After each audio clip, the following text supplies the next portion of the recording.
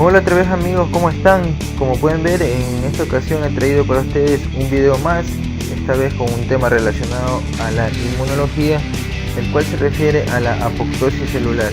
Este es un tema muy importante, muy interesante y espero que les guste, que puedan entenderlo y les sirva de mucho. Ahora sí, vamos con el tema. Bien, la apoptosis entonces es un proceso predeterminado controlado por el organismo, el cual induce a la muerte celular de ciertos grupos de células que han cumplido su función o que se encuentran en un estado no fisiológico o en un estado ineficiente. Como se puede ver en la imagen, entonces una célula está sufriendo el proceso de apoptosis, que es la destrucción celular, la cual se da mediante vacuolas, lo que evita que las sustancias de degradación de la célula no infecten su entorno ni sus células vecinas. Ya sabemos que todas las células de nuestro cuerpo tienen una determinada capacidad de multiplicarse un determinado número de veces, y cuando esta capacidad ya sea cumplida, estas células mueren por apoptosis. Cada grupo celular de nuestro organismo tiene como objetivo cumplir una función o realizar un tipo de trabajo dentro de nosotros, y una vez que esto ya se lo haya culminado, la célula, al igual que las demás partes del cuerpo, van a envejecer, lo cual les impide reproducirse y esto lo llevará a su destrucción o a su muerte. A esto es lo que se conoce como apoptosis. Este es un proceso ya predeterminado o que ya ha sido anticipado o ya está previsto a que se realice un grupo de células. Bien, entonces la apoptosis en sí va a ser un programa controlado de telómeros. Los telómeros son fragmentos de ADN ubicados en los extremos de los cromosomas, y en cada división celular o cada vez que una célula se divida, en este caso puede ser por mitosis, se va a perder uno de estos telómeros. Es decir, una división se pierde un telómero y nuestras células van a constar con un determinado número de telómeros. Un excelente ejemplo de este tipo de funcionamiento adverso es la maquinaria que tienen los tumores o las células cancerígenas o malignas. Estas van a producir una enzima denominada telomerasa. Lo que hace esta enzima telomerasa es reemplazar los telómeros que se han perdido de una forma fisiológica. Es decir, cada vez que se divide la célula, la telomerasa va a reemplazar el telómero que la célula en sentido fisiológico va a perder. Esto va a hacer que el tejido crezca desproporcionadamente, formándose así el tumor. Entonces denominamos a estos como procesos controlados por pérdida de telómeros en cada división celular o en cada mitosis. Por lo general, las células, después de ya cumplir su trabajo, sufren senescencia. Como ya les dije anteriormente, estas van a envejecer y por ende no van a poder seguir multiplicándose, en el cual se va a activar el proceso de la apoptosis. Este mecanismo también opera cuando hay exceso de células, es decir, en un determinado lugar hay muchas células que no están siendo adecuadas o cumplen un exceso en su función. Estas tienen que ser eliminadas ya determinadamente por apoptosis. Un ejemplo de esto es el sistema nervioso central. Cuando nacemos, las personas tienen más neuronas de las que necesitamos, pero conforme el sistema nervioso central va madurando o modelándose, estas van siendo eliminadas por apoptosis hasta tener el número adecuado para que estas puedan cumplir su función. También se practica la apoptosis en estructuras del sistema inmune que también mueren por apoptosis, es decir, células que están fallando, no están cumpliendo su trabajo, activan el mecanismo de apoptosis para que estas sean eliminadas. También células que han sufrido daños genéticos o daños con químicos son eliminadas. Esto impide que a nivel de todo el cuerpo, a nivel sistémico, se produzcan tumores o tejidos anormales por células que no están cumpliendo una función adecuada. Entonces podemos decir que la apoptosis es un proceso fisiológico o patológico, en el cual se va a producir eliminación de células una vez que ya han cumplido su función, su ciclo, ya se hayan multiplicado su determinado número de veces o que tengan una deficiencia. Esto también va a actuar a nivel del sistema nervioso central y a nivel del sistema inmunológico. A nivel del sistema inmune, esto se va a practicar en lo que va a ser la selección positiva y negativa. Como ya sabemos, las células que maduran, los linfocitos, células inmunes que maduran y no tienen una adecuada función o no han sido correctamente procesadas, estas también tienden a eliminarse por selección positiva y negativa. Esto se va a hacer mediante apoptosis. De lo contrario, de no eliminar estas células, se podría obtener células autorreactivas que produzcan autoinmunidad en el cuerpo, o también células que sigan cumpliendo su función o en exceso sigan dando lo que es producción de citoquinas, causando daños en células vecinas.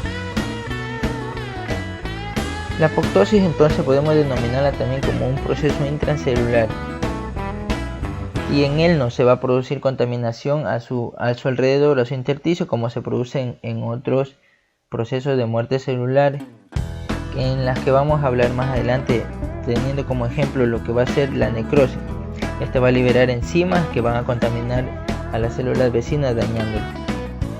En el organismo, algunas bacterias o algunos virus, como por ejemplo tenemos la Rickettsia, estas cumplen o desarrollan unos mecanismos antiapoptósicos, los cuales impiden que las células donde ellas están habitando mueran.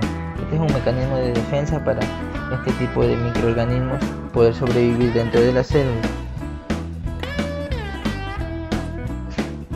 En lo que ya se refiere a las moléculas y organelos que participan en este proceso de apoptosis, tenemos que la apoptosis va a estar controlada aproximadamente por 200 genes diferentes, cada uno con sus respectivas proteínas.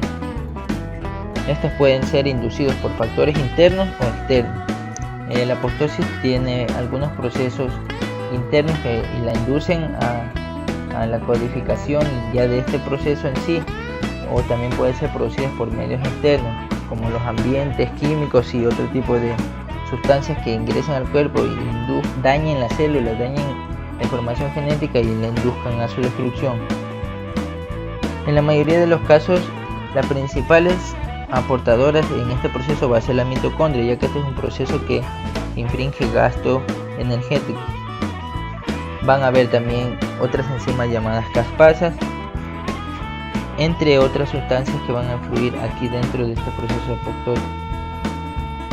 Bien, ahora vamos a continuar hablando sobre las caspasas. Las caspasas son proteasas y estas van a cumplir un papel fundamental e importante dentro de lo que es el proceso de la apoptosis. Entonces podemos decir que estas van a ser proteasas de cisteína, que van a actuar sobre sustratos que tienen residuos de ácidos asparticos. Estas se van a activar en cascada, van a funcionar en una forma de cascada, y que entre sus diferentes funciones de las que cumplen, ellas tienen la misión de llevar hacia el núcleo el mensaje para que se fragmente el ADN e inducir a la muerte de la célula.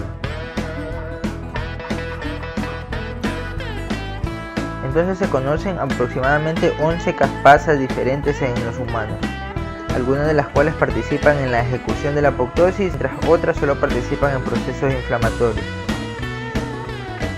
Las caspasas se van a clasificar en dos grupos: las iniciadoras, que van a ser la 8, la 9 y la 10, y las ejecutoras, las cuales van a estar conformando la 3, la 6 y la 7.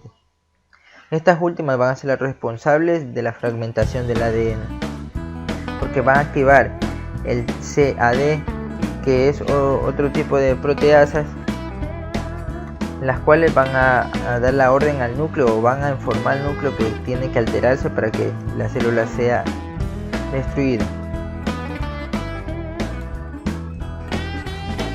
La actividad de estas va a estar controlada por los IAPS, que van a ser inhibidoras de las caspasas, es decir, estas van a estar inhibiendo el efecto de las caspasas dentro de lo que va a ser la célula hasta que sean activadas por el CAD. La liberación de la proteína SMAC, conocida también como el diablo, liberada por las caspasas que están inhibidas por las IAPS, van a ser las que produzcan todo este efecto. Defectos en la producción de estas moléculas o carencia de los receptores que ellos utilizan para realizar su función pueden producir o pueden provocar fallas en la tolerancia o pueden facilitar procesos autoinmunes dentro de nuestro cuerpo. La apoptosis puede ser inducida también por procesos patológicos, por fármacos o por otro tipo. Entonces, representada gráficamente el concepto que anteriormente hablamos, tenemos que las proteasas o las proteínas SMAC van a ser liberadas dentro de la célula, las cuales van a ir a actuar sobre las IAPL, las cuales pasan inhibiendo a las proteínas activadoras que son las 3, 6 y 7, dejándolas libres para que éstas puedan concluir su acción, llevando el mensaje hasta las proteasas CDA, también conocida como el diablo, la cual va a inducir a que el ADN se fragmente y el núcleo se destruya, produciendo la muerte celular. Como ya dijimos, defectos en la producción de estas moléculas van a producir fallas en la tolerancia o procesos autoinmunes en el cuerpo. Bien, ahora vamos a hablar sobre la apoptosis iniciada en el núcleo. La apoptosis puede iniciarse tanto intracelular o tanto por factores externos, pero en esta ocasión vamos a hablar de la apoptosis iniciada en el núcleo. La apoptosis puede ocurrir por un mecanismo iniciado, como les dije, dentro del núcleo, a raíz de un daño irreparable del ADN, por factores físicos como las radiaciones, factores biológicos como infecciones virales o químicos como la producción de radicales oxidantes.